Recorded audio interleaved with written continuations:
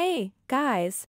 In today's video I want to talk to you about the upcoming Season 2 PTR, on the official Steam news feed of New World. The devs dropped the release notes and patch notes for the upcoming Blood of the Sands PTR. If you are interested in all the changes and phases of the PTR, then stay tuned. I'll see you after the intro. At first, let us take a look at the scheduling of the PTR for this season. The devs are planning 4 releases or phases for the PTR. The first release will contain the summer event, a new 3 vs 3 arena map, and the retraction of the first light area. The second release will contain the most content. Here the devs are dropping the main part of Season 2 with the reward track, the Season 2 trials, which are little boss fights, the refresh of Outpost Rush, Siege of Sulphur, which I think is the new dungeon for Season 2, and finally the raid groups. In the third release, the devs are introducing the Sandworm trial to us. And last but not least, in the fourth release we will get the Cross-World Outpost Rush. For those of you that didn't want to invest time into reading the patch notes for yourself, I will read them now for you, so you can easily listen to them while driving, playing, or doing other stuff. If you only interested in certain parts of the patch notes, please use the timestamps below to navigate quickly through the video. Otherwise, you will find the link to the official patch notes in the video description. Combat changes. General.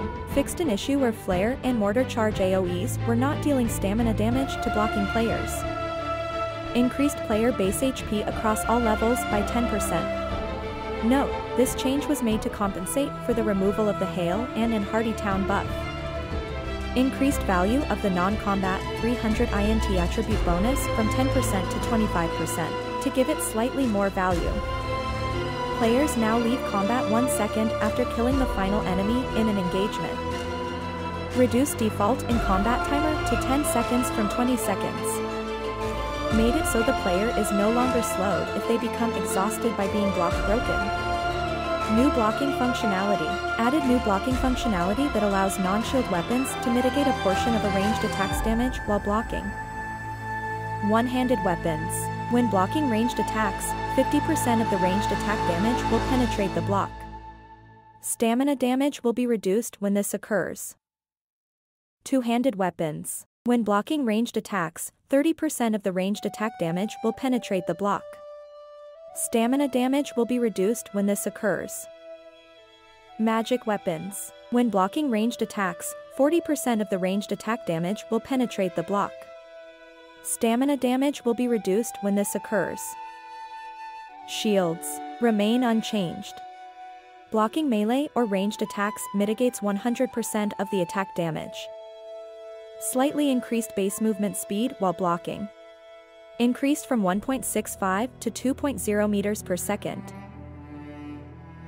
Weapons. Blunderbuss. Fixed an issue where net shot could apply status effects to targets that were riposting and blocking. Fixed an issue where some blunderbuss status effects were being improperly removed while traversing the world. Fixed an issue where the blunderbuss could grant all stacks of the Empowering Breaker perk in a single shot. Fixed an issue where the blunderbuss passive Extended Chamber could sometimes grant ammo after shots were fired. Fixed an issue where the Runeglass dots and various other on-hit bonuses were triggered from the impact of Splitting Grenade. Now they should only trigger off of the explosion. Bow. Fixed an issue where the player would be in a broken state after exiting Outpost Rush while aiming with a bow. Fixed an issue where the Impale Bow passive could trigger off of dots. Fixed an issue where players were unable to use a potion or eat food when starting to sprint while using a bow. Rain of Arrows. Increased bleed damage from the barbed arrows upgrade from 7.1% to 15%. Reduced cooldown from 25s to 20s. Reduced the time it takes from the arrows to be shot into the air to when the attack lands. Increased radius from 3m to 4m. Dodge and weave passive. Updated functionality to only trigger while at full stamina. Knee shot. Renamed to Rending Headshot and changed the functionality from slow on leg shot to 10% rend for 3s on headshot. Also moved into the location of the Evasive Tactics passive. Evasive Tactics. Swapped out to be the ultimate in place of knee shot. This will cause a force respec of the bow mastery tree. Firestaff. Fixed an issue where the Meteor Shower perk combined with Runeblast.Gems perks granted players more stacks than intended. Fixed an issue where Flare wasn't dealing the correct amount of stamina damage to blocking targets. Fixed an issue where 2 blocked flyouts would appear on a blocked hit. Fixed an issue where the Meteor Shower perk with Watch It Burn passive granted players more stacks than intended. Incinerate. Increased damage from 150% to 175%. Reduced the recovery of the attack. Pillar of Fire. Reduced damage from 165% to 155%. Greataxe. Execute. Adjusted the timing to make the hitbox appear 2 frames later and last 2 additional frames. Reduced cooldown from 25 seconds to 20 seconds. Whirlwind. Moved up block and dodge cancel windows to be after the first spin instead of second spin. Increased movement speed while active by 15%. Increased rotation speed of Whirlwind by 20%. Reap. Increased first hit damage from 60% to 80%. Greatsword. Fixed an issue where Greatsword stance status effects could be incorrectly removed while traversing. Roaring Rupture. Increased the power of the Fortify from 8% to 10% per stack, and increased duration from 5 seconds to 7 seconds. Skyward Slash. Skyfall Sword upgrade, reduced radius of the ground impact hitbox from 3m to 2m from impact point, and adjusted the circular shockwave VFX that appear to align with the hitbox size better. Hatchet. Fixed an issue where players couldn't always transition between Hatchet's social distancing and the aimed throw at the proper time. Infected Throw. Aerial transmission upgrade.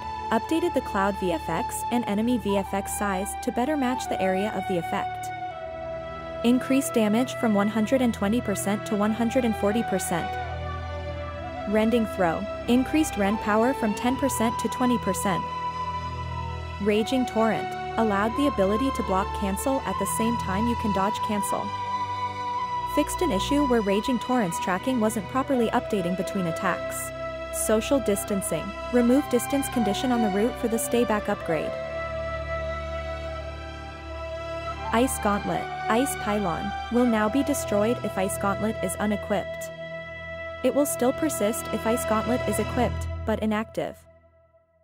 Wind Chill. Moved Grit from the perk to being on the base ability.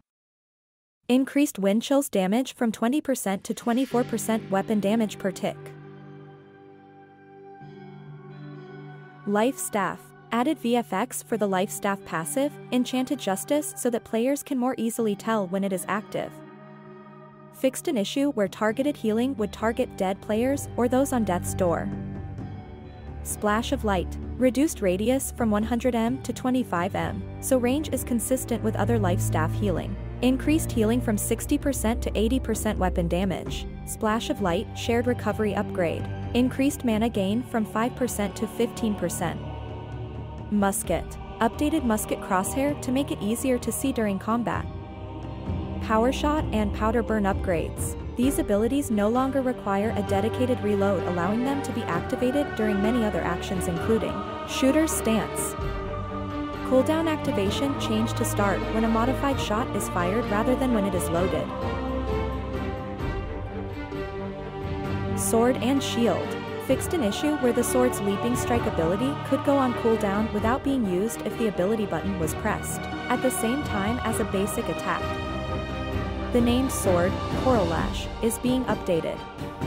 It should now have the same base offensive stats as other Tier 5 swords, and has the perk Trenchant Strikes as its legendary perk. Previously dropped versions of this item are unchanged.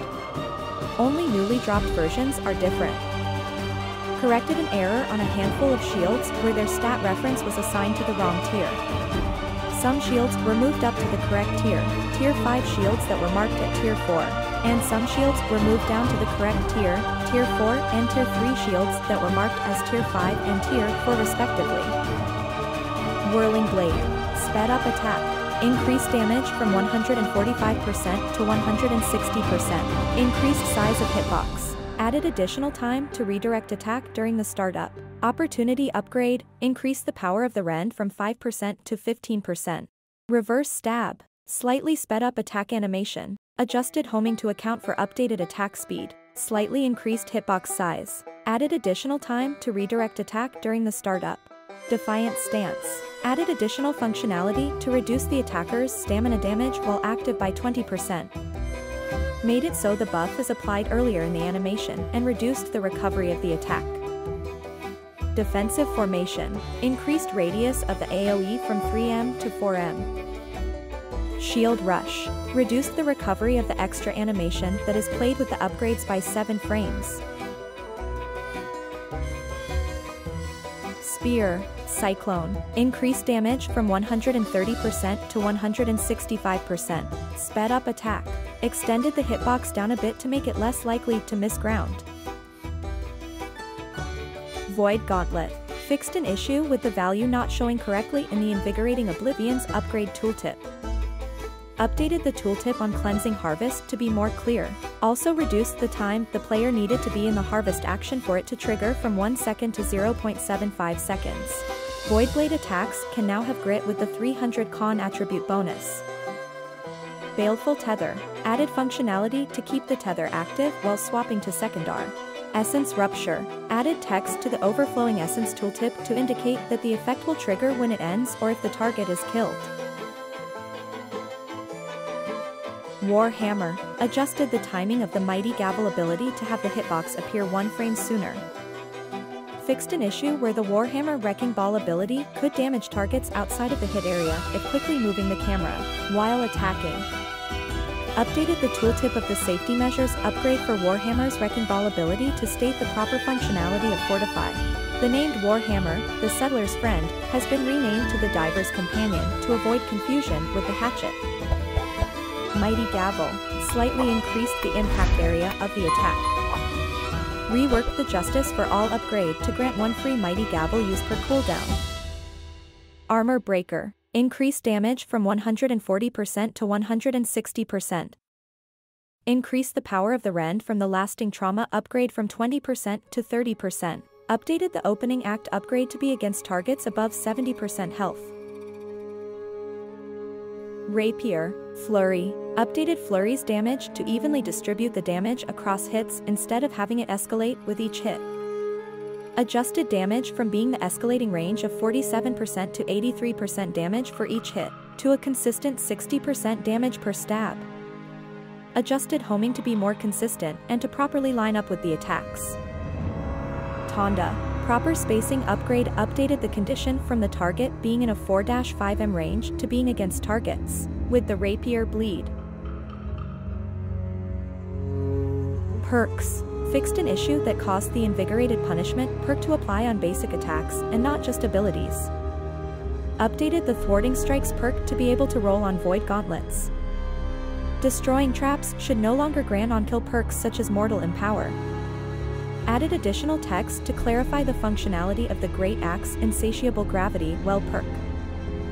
Fixed issue where the Empowered Amulet perk would refresh constantly and extend the duration beyond intended durations.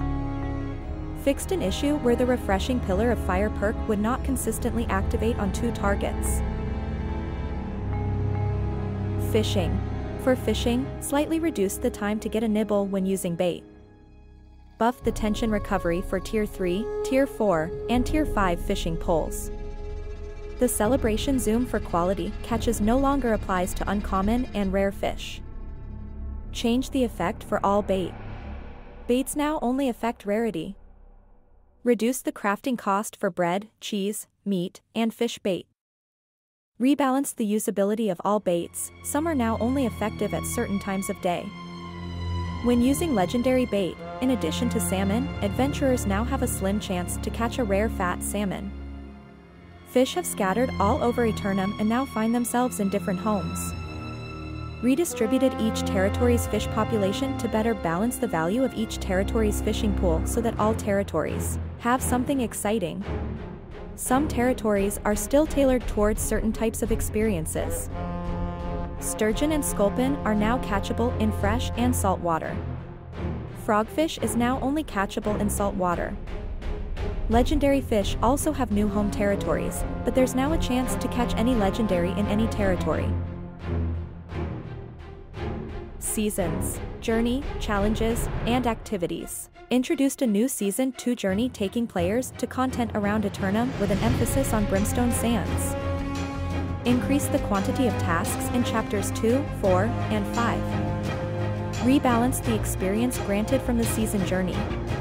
Your journey will now play a slightly larger role in progressing to the end of your Season Pass. Increase the experience given from Season Challenges from 3,500 to 4,500 per challenge. The activity card task list will now have at least 3 tasks from each category, up from 1. The activity card task list task count now has 21 tasks per list, up from 16. Added new activity tasks to the activity card. Kill 5 scorpions. Gather 500 resources. Kill 10 Dune Walkers. Kill a named Dune Walker. Loot an elite sulfur chest. Get a killing blow in PvP. Earn 100 PvP XP. Loot an elite chest. Dev note, we want to ensure there's a clear path for solo players through each chapter, and the addition of new tasks will help players of all playstyles progress to the end of the Season journey. Notable fixes. Season consumable tokens now have a pending text when a token grant or purchase is pending. Journey tasks that award a title now display the title underneath the task. Addressed an issue where banners displayed over the Season rewards screen. They are now suppressed until closing Season's rewards. Changed name of booster and permits menu to arguments. Game mode updates. Invasion. Increased difficulty of earlier waves to more smoothly ramp up the challenge over time. Invasion invites are now sent 5 minutes prior to the battle starting, previously was 15 minutes. Total match duration shortened from 30 minutes to 25 minutes. 25 minutes, Wave 1 start. 22 minutes and 10 seconds, Wave 2 start. 19 minutes and 20 seconds, Wave 3 start. 16 minutes and 30 seconds, Wave 4 start. 13 minutes and 20 seconds, Wave 5 start. 10 minutes and 10 seconds, Wave 6 start. 07 minutes and 0 seconds, Wave 7 start. 03 minutes and 30 seconds, Wave 8 start. 00 minutes, complete Outpost Rush. Fixed a bug where melee attacks would home towards unbuilt outpost rush structures. Fixed an issue where the corrupted portal interaction was not displaying a progress circle when interacting with it. Fixed an issue where a bouncing projectile could sometimes clip through wooden fort platforms. Improved projectile explosion line of sight checks so that an explosion on the bottom of a fort walkway cannot hurt players standing on top of the walkway. We have made the following gameplay updates to the mode. Fort updates. Siege weapons have had their health and damage increased. Increased base ranged thrust damage resistance for gates. Ranged thrust damage resistance is further increased with each upgrade. Corrupted portal event update. Updated event to give a brute summon after all enemies have been defeated and you close the portal by interacting with it. Event is now on a timer, offering another place for PvP players to engage. Removed the 750 Azov Bank. Summons updates. You may now acquire summon stones from Alpha Wolf, Bear Summons, UG/Doug, Spectre Summons, Corrupted Portal Event, Brute Summons. Baroness updates. Added an interactable shield wall at both entrances that prevents ranged attacks from going through in order to prevent long-range sniping. Personal scoring updates. Updated personal scoring to give more points for defending and capturing. Added new personal scoring vector for tanking. Death updates. You will now only drop half of your resources on death. PvP arenas. Fixed an issue where if part of a group was still in a match, the button to queue would look enabled, but wouldn't function. The button is now grayed out, with a tooltip explaining why. All of the group members must return to the open world before they can queue for a game mode. The rewards given from 3 vs 3 arenas have been increased. The first 2 arenas completed daily now award the player 1 extra weapon or armor each. These are the same items that are given by Outpost Rush reward, so they can be upgraded to 600 to receive a legendary perk with Umbral Shards. The Azov Salt and PvP XP rewards have also been increased based on the number of rounds won in the match. Open World PvP. Modified PvP Open World kills to always grant 800 PvP XP and Azoth Salt, as long as the player has been PvP active for 10 minutes, instead of the previous 100/100, 800/800, 1600/1600. Weapons and armor that can drop from Open World PvP now have PvP perks on them. Economy, Progression, and Gear. Gear and Loot General. Adjusted the attribute perks applied to Gypsum cast gear to optimize them towards the item's preferred stat. As part of the health and stamina increases, the town projects Hale and Hardy and Stalwart have been removed. Fixed an issue that caused multiple versions of the named AI, the Heal, in the Empyrean Forge to drop loot. Now, only one will drop loot when killed. These item sets have been re-added as drop items. These can drop in the same locations and ways as other Gathering Trade skill armors. Clothier, Costumier, Provender, Grocer. Brimstone Sands. Fixed a visual issue on the map which removed unnecessary landmarks near Brimstone Sands. Fixed an issue where ancient murals in Brimstone Sands weren't visible on the map. The player animation for playing the Brimstone drum is in sync with other players and the drumming audio. Moved Warden Reaver in Hermapoipoi so he's no longer inside terrain. Notable fixes. Fixed an issue that made some sections of the Genesis and Depths expeditions darker than intended. Fixed an issue where the icon for Falls Watch Overlook in Windsward appeared misplaced on the map. Fixed an issue that caused the revive prompt to appear while downed in deep water when a revive was not possible. Fixed an issue that would allow players to clip through the ground in Weaver's Fun and die. Fixed loot container placement in Castrum Vitalialis Poi so it no longer clips into nearby crates. Fixed Rivercrest interaction in Monarch's Bluff territory. Fixed an issue where some of the cliff was missing in Old Mirkgard Forest. Expeditions. The Depths. Fixed an issue that allowed Captain Thorpe to hit players behind him.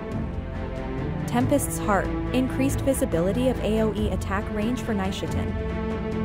Fixed an issue that caused Nishatin to become unresponsive after spawning. Fixed an issue that caused the tether link between Isabella and the cultists to not appear in the Fallen Chandelier's fight. Fixed an issue where points were not deducted when failing a boss encounter. Fixed issue where Ironwood Tree was not awarding points in mutated mode. Empyrean Forge. Fixed an issue that caused Ice Pylon to sometimes target meteors from Ifrit's attacks. Barnacles and Black Powder. Fixed an issue that caused caged alligators to retreat back into their cages after disengaging an enemy. Fixed an issue that caused players to respawn at the entrance instead of the final checkpoint. Garden of Genesis. Fixed an issue that caused the Blighted Greenskeeper's poison pool to spawn in the air. Lazarus Instrumentality. Fixed an issue that caused the objective to not update properly if the player was already in the bathhouse upon completion. Starstone Barrows. Updated icon text to match objective text. AI Updates. World AI. Fixed an issue that caused Brimstone Sulfur Dragons to not regen stamina after retreating. Fixed an issue that caused Osiris enemies to not regen stamina after retreating. Fixed an issue that allowed Evil Knight commanders to kill the player at Death's Door with an explosive mine. Fixed an issue that allowed players to safely attack the Siren Brute in the Spire of Melpomene from specific locations. Fixed an issue that caused some Ternon Knight's shields in the Ternon Keep Poi to not appear correctly. Fixed an animation of a Reedgill Retcher in Monarch's Bluffs. Fixed an issue that caused Blighted Greenskeeper's Boulder attack warning to not appear. Fixed a duplicate spawn issue for Sir Juni. This elite named AI should only spawn on the vessel docked at Adelis's foundry. Fixed an issue that caused Highland Signifer's weapon and shield to disappear while patrolling. Quests. Resolved an issue with how the lore page for the quest The Pirates Problem triggered. Fixed a mismatch in capitalization for the quest A Toymaker's Request. Resolved an issue that caused the quest pin for the quest The Curse of Carberg to not appear if players are outside of the quest area. Resolved an issue where players sometimes were unable to progress the quest Best Foot Forwards. Resolved an issue where players sometimes were unable to complete the quest Famila's Wrath after crafting the Firestaff at an arcane repository. Fixed the chest issue for the Abandoned Duties quest in Morningdale by making a quest-specific chest that only appears once the player is at that location, which contains the telescope they are required to recover. Added additional gators to the Xander the Undying quest. Moved Corrupted Portal to properly block Elite Chest in Murkgard. Improved the cannons that you can use to access caves blocked by fallen debris. Resolved an issue where PvP missions would not reset after players were called back to town. Added rocks to steep terrain near camp in Corsair's Rise. Resolved an issue where Ethelwyn would disappear after abandoning the quest music to her ears. Thanks to listen up to this part. If you like this type of podcasty content, please leave a like so I know that I should provide more of this content. Have a great day, and don't forget to complete your Season 1 track.